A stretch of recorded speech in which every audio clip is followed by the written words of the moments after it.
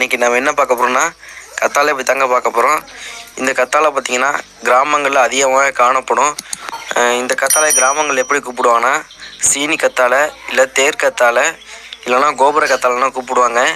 இந்த கத்தாழை பார்த்திங்கன்னா கோபுரம் மாதிரி நீளமாக வளரக்கூடியது.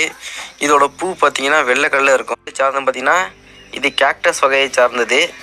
இதோட பழம் பார்த்திங்கன்னா சிவப்பு கல்லில் இருக்கும். உள்ளே பார்த்திங்கன்னா வெள்ளை கலர்லேயும் கருப்பு புள்ளிகள் மாதிரி ஒரு விதைகள் இருக்கும். இது பார்த்திங்கன்னா ட்ராகன் ஃப்ரூட்ஸ் மாதிரியே இருக்கும். இதை பார்த்திங்கன்னா இதுதான் வில்லேஜ் ட்ராகன் ஃப்ரூட்ஸ். இதை ஏழைகளின் ட்ராகன் ஃப்ரூட்ஸ்னே சொல்லலாம். இதோட பயன்கள்னு பார்த்திங்கன்னா இது முக்கியமாக இதோட சிறப்பம்சம் என்னென்னா நம்ம உடம்புல உள்ள சூட்டை குறைக்கும், உடலுக்கு அதிகப்படியான நீர் சத்து தரும். உடம்பில் உள்ள கேன்சர் செல்ஸோட உற்பத்தி தடுக்கிறதுக்கு இந்த பழம் ரொம்ப யூஸ்ஃபுல்லாக இருக்குது.